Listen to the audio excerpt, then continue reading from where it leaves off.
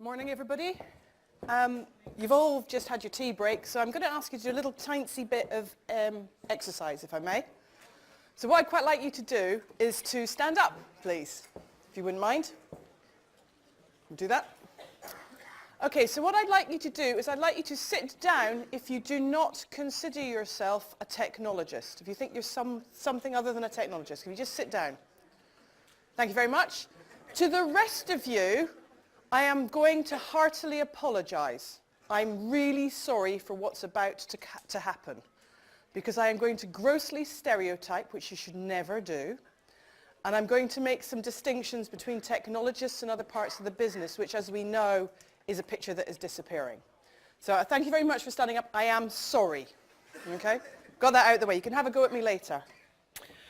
The title of this presentation is Teaching Sheep to Swim. And there's a reason for this, and hopefully it will become clear as we go through the presentation. A little story. I was actually born and brought up on the shores of Loch Ness, and I can assure you that sheep do know how to swim. Quite often they would swim round the fences and escape, and as a 12-year-old my job was to fix the fences in February. I'm pretty certain it was child abuse. That's why I'm in technology. So again, another story. Does anybody recognize this? Anybody? Yeah?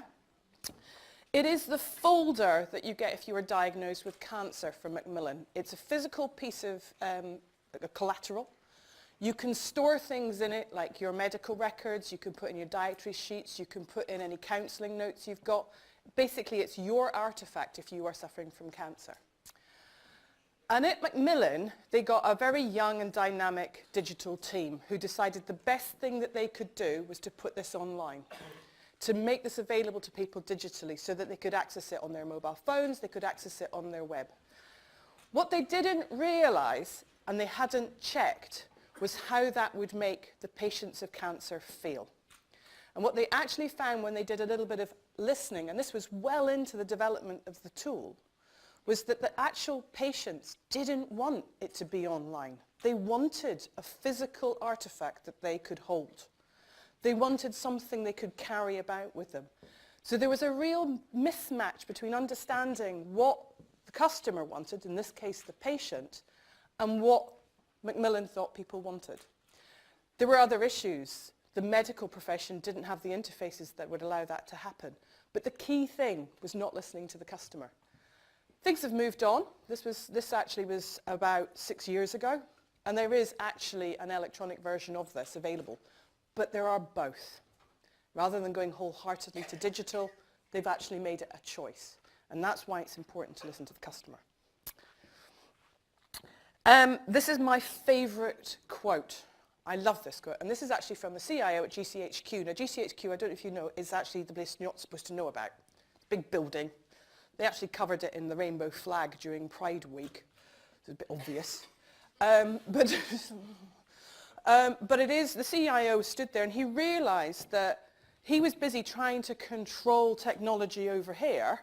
Meanwhile, lots and lots and lots of the rest of the organization was developing and implementing technology solutions without really connecting. So he was getting tighter and tighter control of less and less until eventually he'd have complete control of nothing at all. And I think that's a salutary lesson for all of us. We need to be quite careful. The thing that is the same with HE, and I've been in the HE sector for a year, and I used to be in the charity sector, and I find the parallels quite startling. It's a very, very, very similar culture. We are all trying to squeeze a quart out of a pint pot. We're all trying to deliver more for less. There are innovations out there that people are wanting to use that are really, really accessible, and we don't necessarily have the people power to get our arms around that. So our world is changing. We're now moving from, say for example, a finance system being defined and designed just by the finance department. What we're actually seeing is the user getting much more involved in what that design would look like, and actually trying to look at end-to-end processes rather than just the bit of the process that's in front of finance. We're also looking at where the data is being used. Instead of it being about the mission that that particular department is looking at, it's actually becoming analytics and insight and much wider. for the rest of the organization. The business is becoming much more, and we are the business, by the way. We should never use the and word. IT is part of the business. But the technology and the business streams are becoming much more focused on data as an asset. When we're looking at integration, I mean, you talked about using a tool for that. Integration is the key thing, and that's the thing that, as a centralized technology team, we want to actually be providing. So instead of it being human involvement, and I found out to my horror that some of the things that we're doing in many of the organizations I've been in, is that the human being becomes part of the process. And that actually isn't always a good thing. So we need to make sure that we're removing the human from some of the data movement around the organization. We may well be going down the API route. I'm sorry. So I feel quite guilty now. It's not good. Business applications. We had all of our business applications where we could see them. They were on premise. We could manage them. There was a nice big firewall around them. It was all nice and protected. And now any one of you can go and buy a CRM and deliver it to the rest of your organization tomorrow if you had a credit card. You could probably do it if you have a fairly generous expenses system. But that's the basic situation we are now. You can rent and you can buy software. Productivity, it used to be, I can see it, it's in centralized servers, it's there where I can get my hands on it. Now it's Office 365, and I was reading this morning, there's something like 35 different applications available from Office 365 to change how we do things, and it's probably bigger. Do you know how many it is, actually? Yeah, I think it's moving. It's like one of those kind of weird, it's like one of our previous speakers' slides with all the things moving in and out. Storage and servers, traditionally we had a server room. I'd like to say that ours don't look like a bomb's hit it. In fact, actually, I'm quite proud that ours don't look like a bomb's hit it. But it is on-prem and it is co-located, and we do need to think about managed service and cloud services. We're not going to get bunches of flowers by people having their data on-prem. No one's going to run into my office and go, yay, we've got a data center. Never going to happen. And then on the hardware side of things, we've always had a kind of thing about the more we can standardize, the easier it will be to deliver our services. And actually that doesn't work. One size does not fit all. But then too much variety is going to break the bank. So we need to work out how we can be device agnostic. By the way, that is an artist's impression of a prehistoric bird, just in case anyone's wondering what it is. Are we becoming prehistoric? So that's a kind of changing world. Again, apologies for the image and apologies for the gross stereotypes. But this is sometimes how our business colleagues view us. So how many of you make people fill in a form to get something? Anything? Yeah? Yep. And we do it because we want to make sure that we get it right first time. We don't want to make a mistake. But the people who are filling in the forms just don't want to do it. They don't want to fill in forms. There is a bit about, again, how many of you have a concept in your organizations of shadow IT? Yeah? How many of you think that we should just turn the lights on and let it operate? Is shadow IT a good thing or a bad thing? How many of you think it's a bad thing? Okay. It is a bad thing if it's in the shadows. If we can see it and we can work with it and make it work, then it'll be a good thing. So actually, this situation where it feels like someone's parking their tank on your lawn, that's not a great situation to be in. So we need to understand how we can work together. There is a kind of 2B, by the way. This is the as is. How many, I mean, again, quite often we are accused of having legacy systems. We've got big monolithic things. One of the arguments against ERP is the monolithic 80s style, which it isn't, but that's the perception. But we actually want to deliver safe and reliable hardware and software. We want it to work. Enterprise classes, it means it's resilient, it's reliable. I know it's going to work. It is possible. It's one of the things, again, in LSE that's quite interesting is we have a lot of collaborative tools. We have Jira, we have Slack, we have Basecamp, we have Teams, we have Facebook Workplace. And what's quite interesting is we're collaborating in cliques. I'm not quite sure that's quite the point, but that seems to be what's happening. So there's lots and lots and lots of software that's available to everybody at their fingertips if they want it. And we now got Poll Anywhere. I was working on Slido 5 minutes ago. I'm confused. There's so much software that's available that anyone can use. My phone is filled with business apps.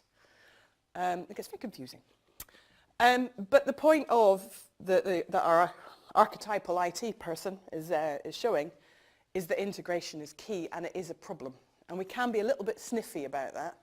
Well, you could do that if you want to. And that's not necessarily the right answer. We have a perception that our business colleagues make decisions on gut reaction, the latest thing that we've seen. And there are situations, apologies to any vendors in the room. Have we got any vendors in the room? Apology, I'm sorry. But vendors have a tendency, or could have a tendency, to sell to other people other than the technology team. They'll have on their list of contacts the CEO, the COO, the CFO, and the HDR, or is HRD.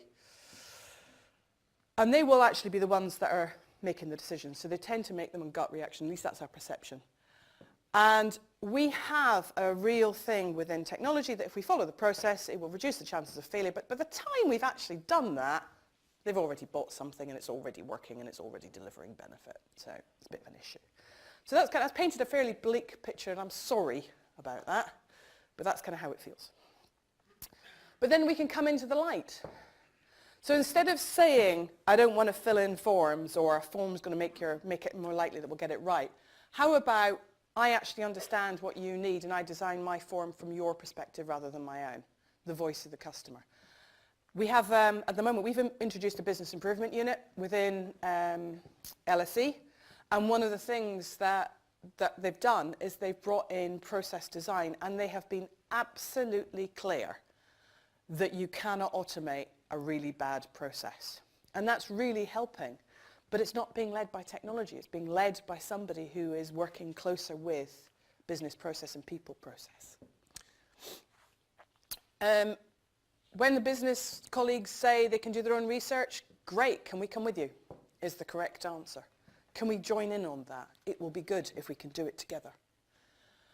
We're stuck in the 80s. Well, yeah, we might be, but together we can actually resolve this. Why don't we work together? Put your voice next to my voice, and actually maybe we can get the funding we need to make a difference. All too often, we actually find, and this has happened in almost the last 5 jobs I've had, where because there's a lot of legacy and it's not performant, it's not necessarily working the way it should, there's been a push to not invest in it because it's not good enough. Why would we bother investing in that when we can get this over here with someone else? Putting voices together actually reduces that risk. There is all that software. Rather than trying to tell people what to do and what software to buy, let's work out what are the rules of engagement. How can we help you to buy better? How can we help people within the rest of the organisation to make the right choices? All that shadow IT could be business-led technology. If we're all operating in the same way, then actually we're going to have an awful lot more resources at our fingertips, which would be great. And then the last one is about, rather than allowing the gut feel to happen, do we actually go and sit in other parts of the organisation, or do we sit separately? Do we actually go and talk to people about what they're thinking? Do we offer lunch and learns? Do we bring people together? Because if we did that, we can get the engagement about the gut feel before the gut starts twitching. This is kind of an interesting way of putting it. So, I would be using my comfort screen, but I haven't got my reading glasses on, so I can't actually see it. A bit of a problem.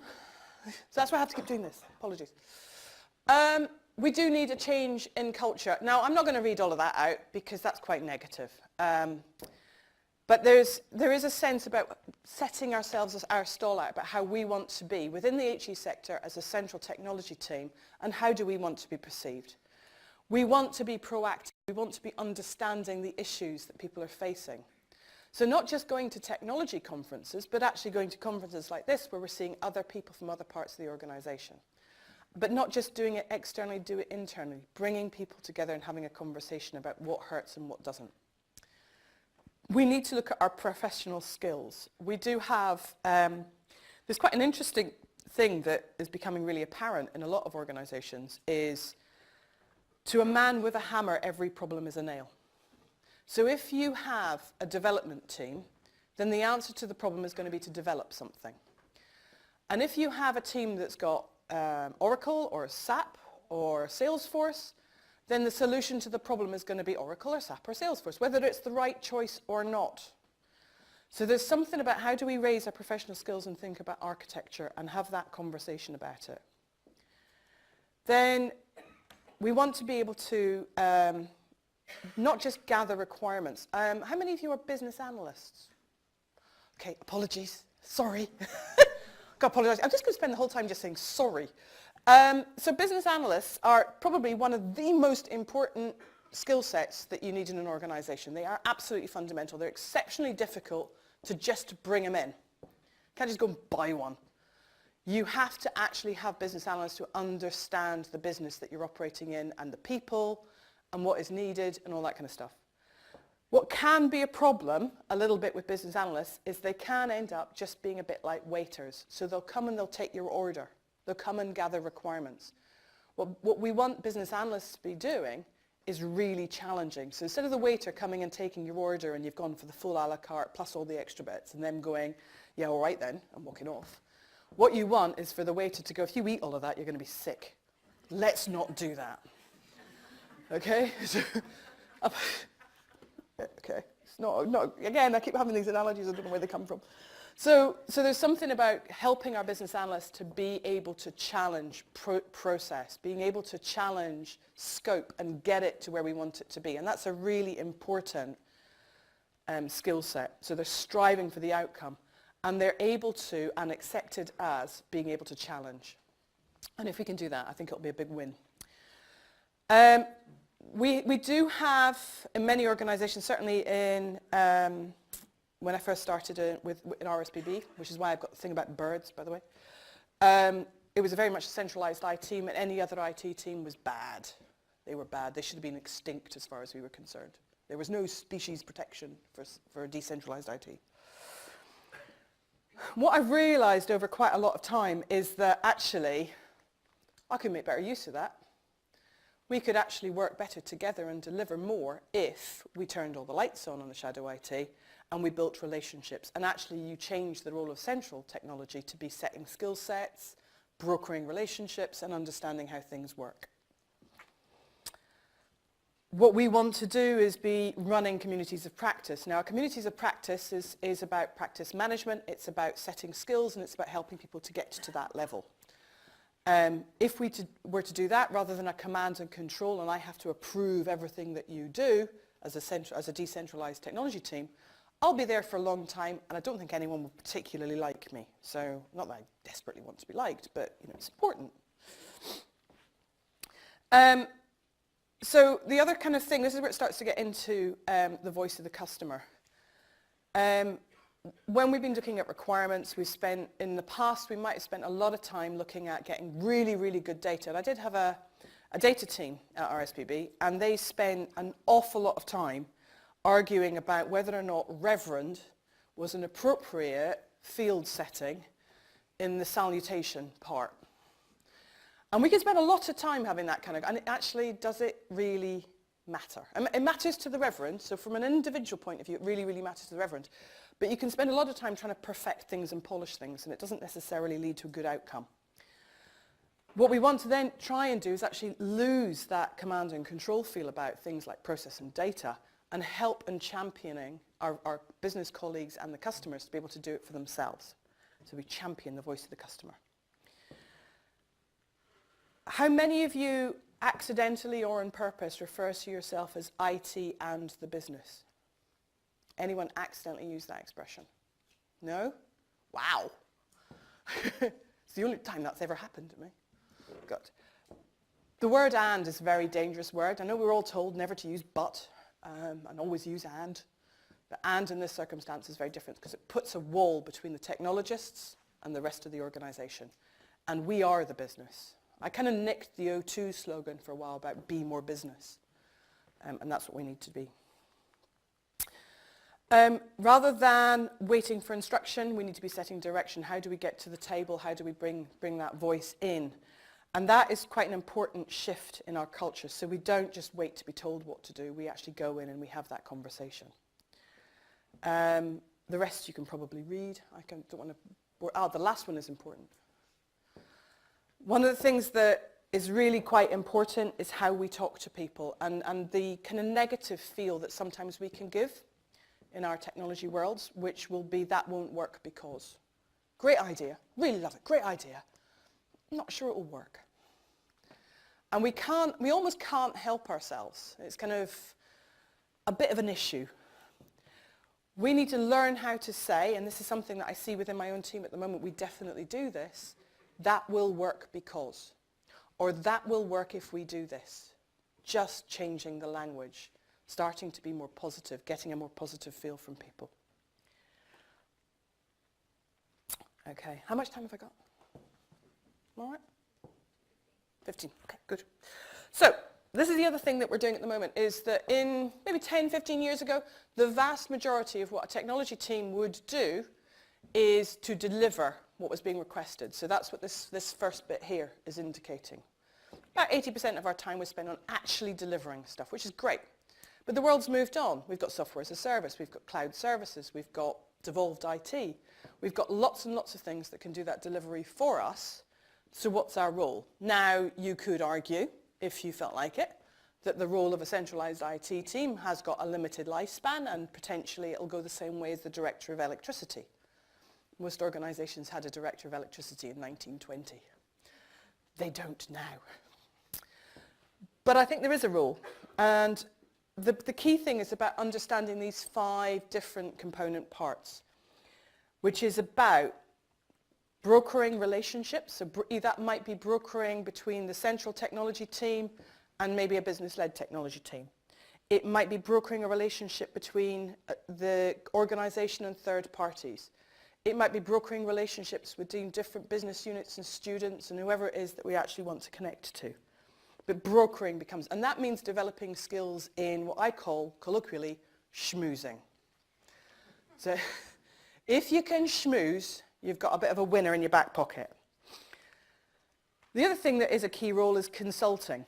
So if we're in a situation where we've got software as a service, it's delivering platforms, we're moving to a low-code or no-code world, as opposed to maybe deep coding, then actually what is our role? And our role there is about consulting, it's about helping people to make the right choices. It isn't necessarily dictating. One of the things that I say is that my team does not give approval. We give an assurance. Yes, that will work if we can do these things as well. So it's about assurance. We also have evangelizing. Now we don't get to do this as often as I'd like yet, but this is about going to places like this, going back and saying, actually, I'd like to broker a relationship with, insert name of vendor. I think we've got one over there. I don't know who you are, but I'm going to broker a relationship with you. Broker a relationship with the vendor and actually get some people to come and have a conversation. And evangelize about what they could do. So I think, did you mention robotics? I think you did, yeah. So a bit of RPA, bringing in a bit of, take something, evangelize about what it could do, pick one thing and fix it. That could be quite cool. And then the last one is coaching, and that's the one where it can get a little bit on the patronizing side, so you need to be really careful. But this is about, it's another one of my little kind of truisms, if you like. In a boardroom, if a chief finance officer slaps a report on the table and says, there's your figures, there's not a single member of council or board that would turn around and go, I don't understand that. Not one, even if they didn't.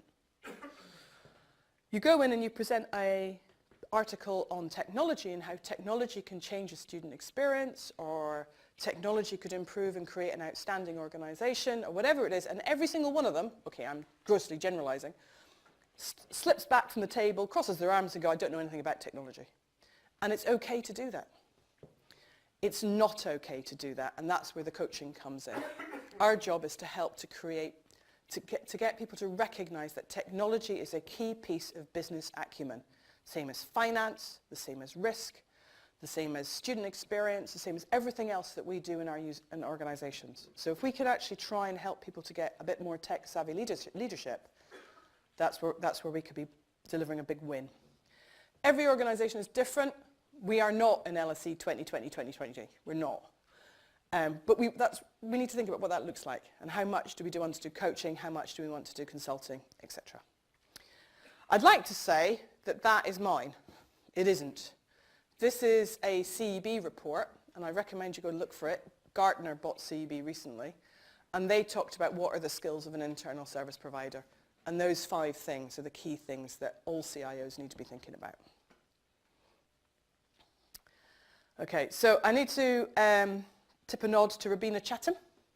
I'm going to change tack a little bit because we've talked a little bit about the changing role of technology in any organisation, not just HE.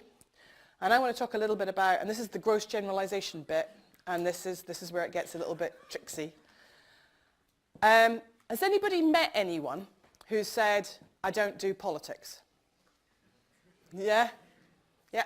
You have to do politics. Politics is what makes the world go round. I mean, okay, it's pretty horrible at the moment.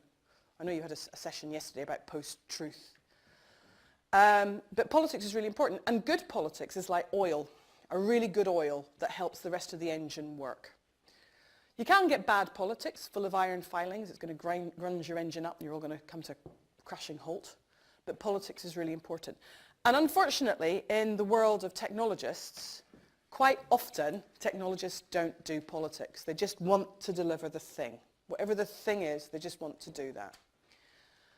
So there's something about understanding where you are on that, because if you are clear about politics and you're politically aware and your intent is good, which is kind of what most technologists are, our intent is good, we're out for the win-win, we want the best for the organisation, we absolutely want to do the right thing, but we're not very politically aware, then unfortunately we're a bit like sheep.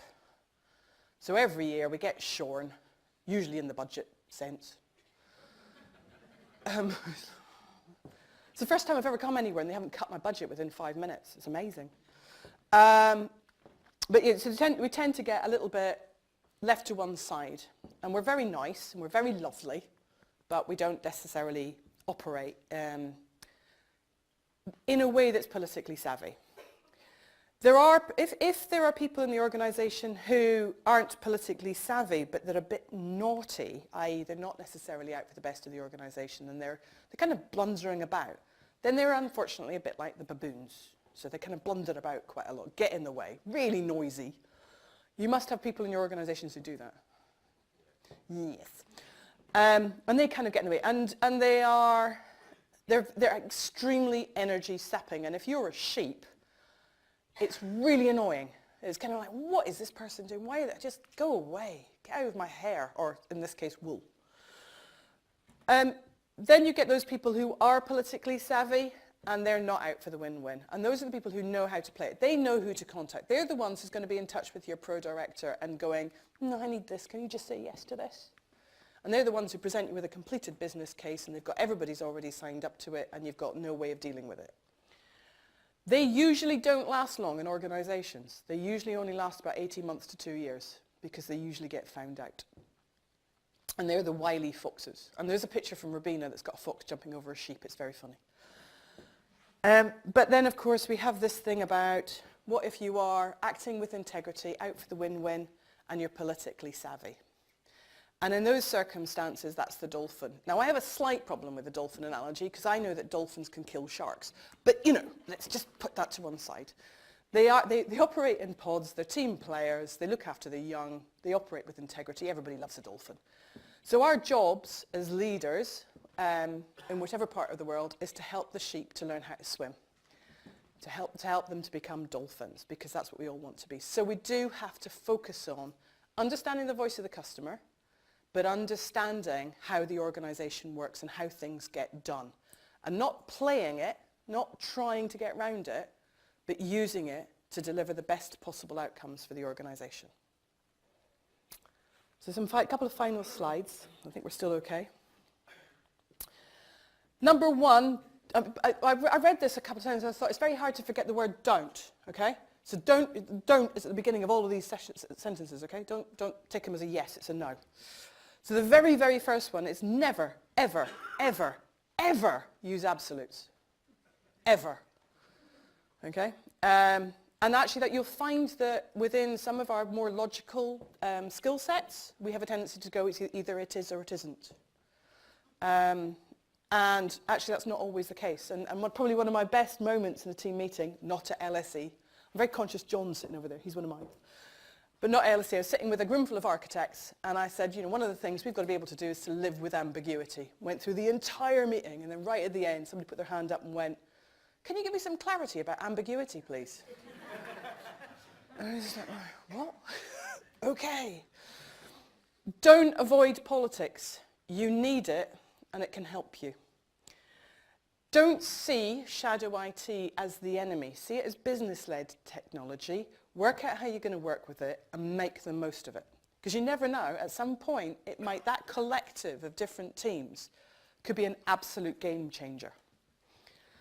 And look for the duplication. If they're doing something and you're doing something and one of you could actually stop doing it, why don't you stop doing it? That would be quite cool. Don't put yourself as the most used escalation point. And I have to fess up, I am at the moment the director of the little things. Because I've been there a year and I'm getting emails going, my laptop's not working. Or the AV in room Clem 203 is not working. So I get a lot of that. Be careful of that because that's going to drag you down.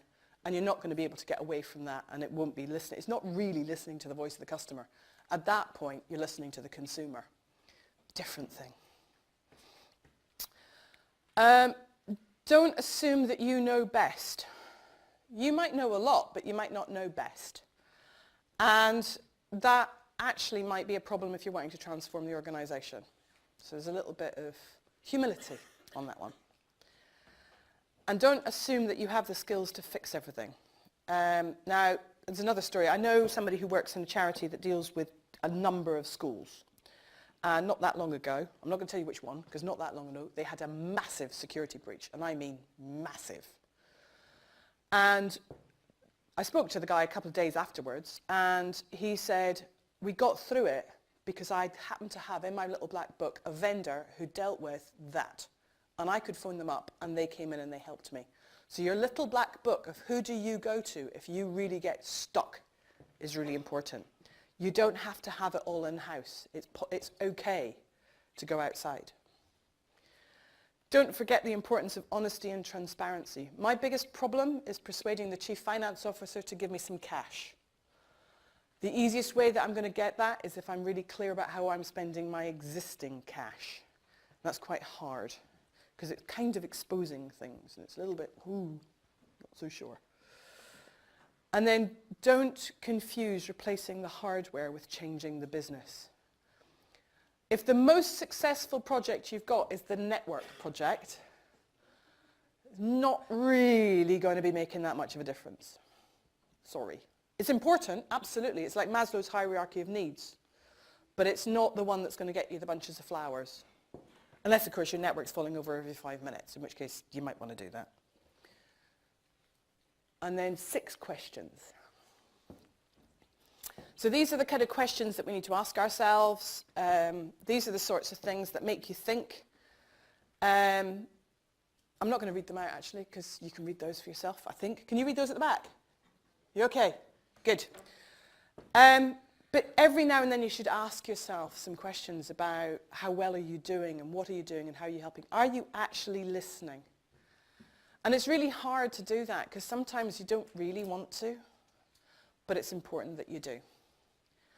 And who is going to be the one that gives you that little nugget that's going to change how you do things? That's it from me. I'll leave that up there. Any questions? I think we've got time. There's a bit of a canter.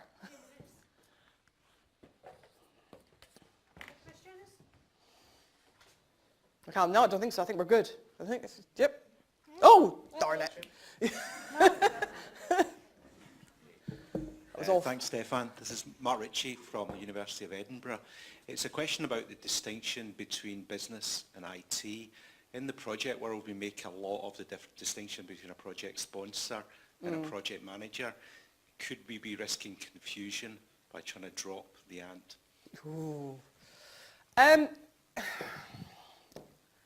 Yes and no. You've got to do it carefully. So, I absolutely get it on project manager, project sponsor. I mean, we've got project executive as well. I mean, try and work that one out. I think it's about going back to that. What is the role of the internal technology department? And I think you can kill the confusion by getting up and walking around the table and sitting next to your business colleagues. Because the people who are actually going to be delivering whatever solution it's going to be aren't necessarily going to be your internal team.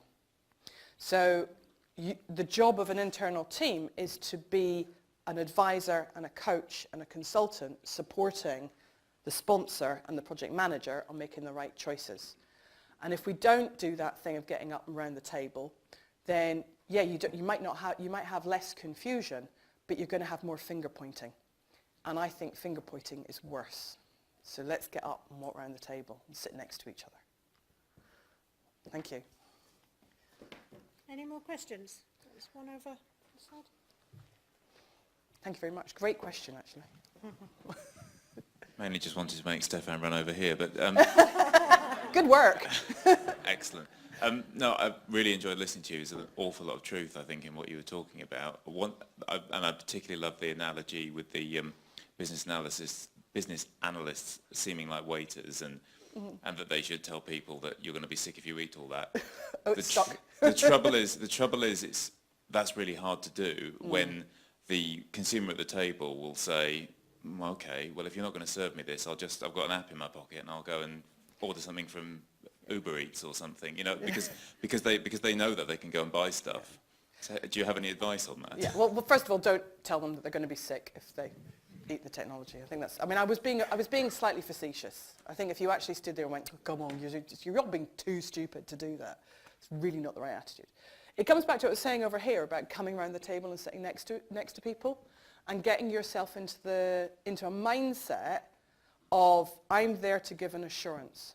If somebody chooses to do something other than what I've advised them to do, that's okay, and it's okay if they really understand the risks.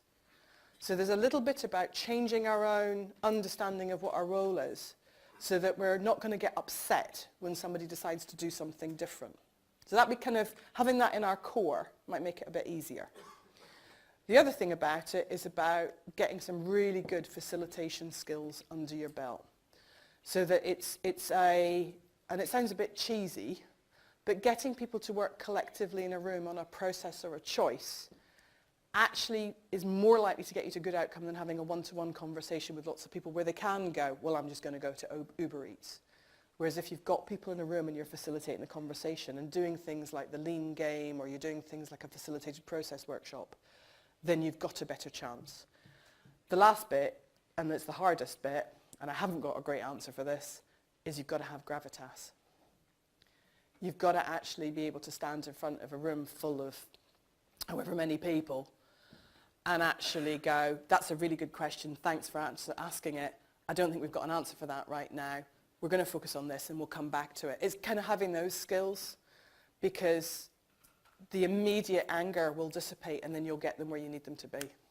But it's quite hard to do that. So gravitas. I probably haven't answered your question, have I? Oh, thank God. Thank you. Anything else? Time for one more if there's... This light is really quite, you know. Okay, no, I think that's it then. Great, thank you very much. Lots of useful nuggets. Thank you, Laura.